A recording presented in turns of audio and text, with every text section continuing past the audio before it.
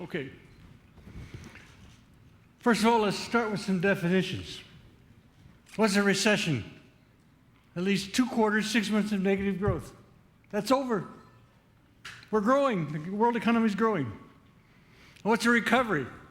When you reach previous peak, GDP.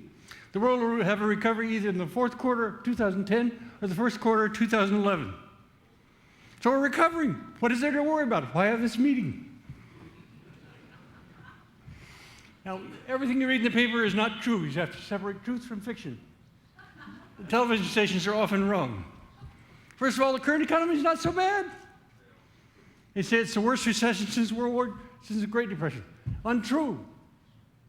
And it even shouldn't be compared with the Great Depression. The Great Depression, the unemployment rate was 29%. Today it's 10%. 1/3 as much. But it isn't even the most severe recession since the Great Depression. What's the most severe recession? 1945, 1946. Because we cut military production before we increased civilian production. Things are not so bad. Now, if you see the evening news, the stock market's down. That's very depressing. How many people in America do you think own stock? 1%. Why the hell do we care? Why do we get pressed by the news? It sounds like things are going apart. So we cut our spending. Remember your economics? Consumption in period T equals income and wealth in consumption in period T minus 1. We're slow to raise consumption. We're slow to cut consumption. And we cut consumption because wealth and income are down. Partly they're down because of your neighbor, China. Think about Delco, which is a supplier to General Motors. They used to pay $61 an hour, including health care. They now pay $14. They've lost a lot of income. So of course their consumption's down. And their wealth is down. For 90% of all Americans, what's their only wealth? They have no bank account, no stock market, their house. The value of their house is down. So the wealth of the house is down, so they cut their consumption. If you were in Bloomingdale's in New York City recently, everybody speaks a foreign language. There are no Americans there. Americans don't have money to spend. The rest of the world has money to spend. And what this causes is inflation. First of all, I should say that capitalism comes with recessions. How many recessions do you think America's had since World War II? The answer is 12. Once every 3 or 4 years. Elk have horns. Capitalism has recessions. There was no recession in the Soviet Union between 1919 and 1991. But they had no growth. Different systems have different problems. We have a problem with recessions. Communism has a problem of economic growth. Now, what's the problem? Why did the Great Depression last 11 years long?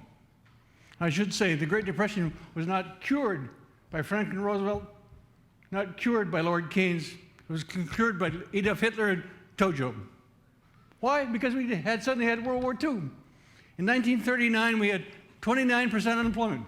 2 years later, in 1941, we had 1% unemployment. What's the difference? The guy who used to make cars now makes tanks. We put 12 million people in the Army. That cures unemployment. Put them in the Army. Now, the problem in the Great Depression was very simple. Deflation. It's capitalism's worst disease. I was in Japan the last 3 or 4 days. Japan has had deflation, falling prices, for 15 straight years. If prices fell 1.5% last year. Now, what's the problem with the prices falling? You should wait. If you wait a year, things will be cheaper. In the Great Depression, prices were falling 10% a year. Wait a year, the car is 10% cheaper. Wait 2 years, the car is 21% cheaper.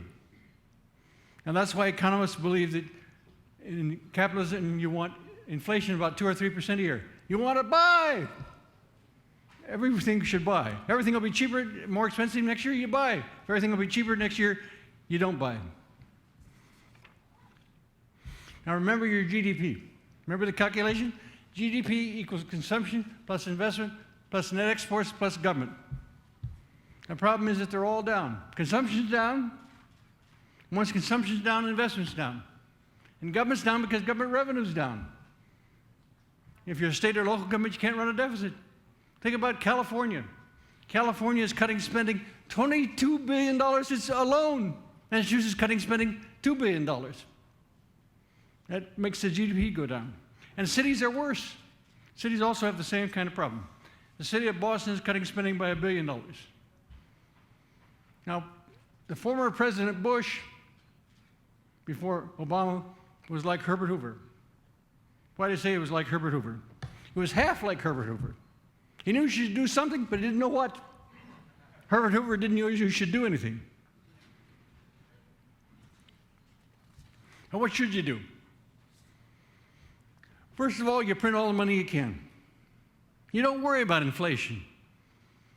Have you ever been to the Bureau of Printing and Engraving in America? Bureau of Printing and Engraving has a $100 million bill. Isn't even guarded. What the hell would you do with a $100 million bill? Nobody would cash it. It's used between central banks.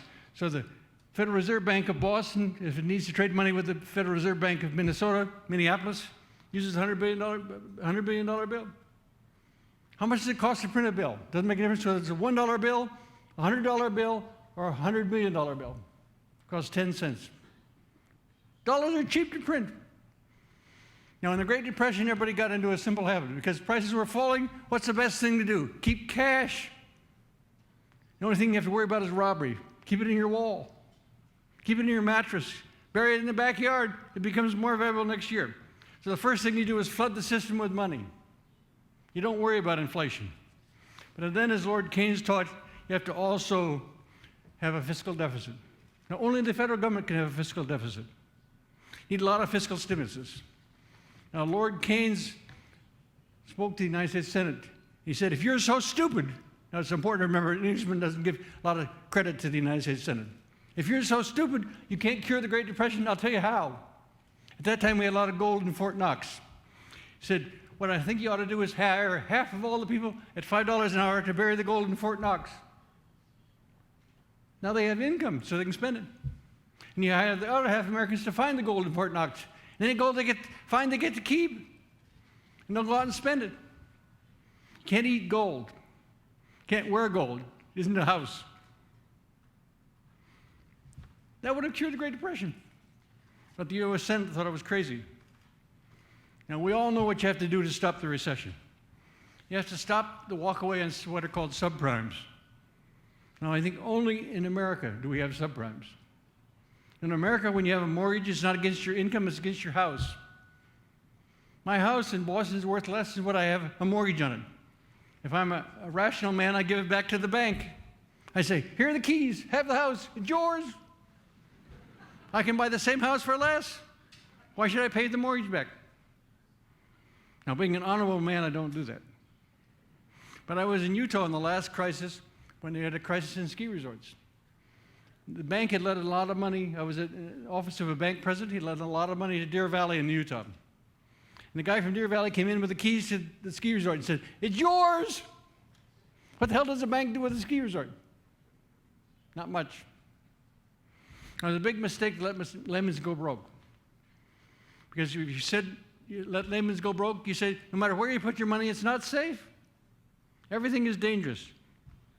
In a similar manner, it would have been a big mistake to let General Motors go broke. 1 million people would have lost their jobs. 1 million people you forget about. Now, giving money to the bank doesn't solve the problem. And you can't do anything about the stock market. Now, President Bush had a fiscal stimulus. He cut my taxes. I'm going to tell you some information about myself. If you're good at mathematics, you can figure out my income. What do you think my Bush fiscal stimulus was? $4.84. I got a check from the federal government for $4.84. Did I spend it? I don't have a clue. Got thrown in with everything else. But it clearly didn't stimulate the economy. Now, we're going to have a V or a U recession. V recession is quick down, quick up. A U is down, stay down, and then go up. Now, the Great Depression is the ultimate U. It took 11 years at the bottom. Probably it'll be some U, but closer to a V. Be closer to a V because I tell my Harvard friends a simple thing. There are 7 central bank presidents in the world who went to the MIT, got their education at MIT. Bernanke is one of them. Head of the American Central Bank, Merv King, head of the English Central Bank, Stan Fisher, head of the Israeli Central Bank, head of the Italy Central Bank, head of the Chile Central Bank. What do my Harvard friends tell me? Oh, yes, we have also 7 presidents. And we have none. Now, the financial earthquake probably began in the United States, but it hurts the rest of the world more. It's like an earthquake where you have an epicenter. Where did the buildings get knocked down? They get knocked down on the rest of the world. For a very simple reason. Americans don't care about the rest of the world. Let me ask you a question. What fraction of Americans do you think have a passport? What fraction ever plan to go abroad? Can't even go to Canada or Mexico these days without a passport. 5, 10%. And that's an exaggeration. Most of them very seldom use that passport. What fraction of U.S. congressmen have a passport? 50%. That's not how you get elected. How many presidents do you think spoke a foreign language? 1. Thomas Jefferson spoke French. It's been 300 years since we've had a president who could speak a foreign language. Now, a lot of people who ran for office could speak foreign languages. I think Mike Dukakis was the winner. He could speak Greek, Dukakis. He was in the Peace Corps in South America who could speak Spanish, and he learned Korean in the Korean War. But he was never elected president. Now, why do we care? Recessions, as I said, are common. We care, but it's because if the financial markets collapse, everything will collapse. Now, we know how much different countries will collapse. What has to be true in the long run? People have to balance their balance of payments. Now, if we add up all the exports in the world and all the imports in the world, what do they add to? They have to add to 0. That's a mathematical necessity. The United States has a deficit of about $800 billion. So we can have export surpluses of $800 billion.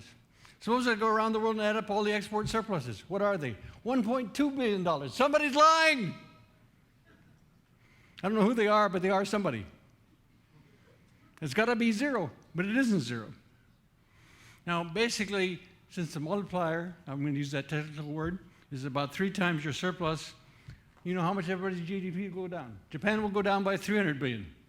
China will go down by 600 billion. The rest of the world will go down by 400 billion. The rest of Asia by 100 billion. South America by 100 billion. European Union by 150 billion. OPEC by 100 billion. And there will be winners and losers.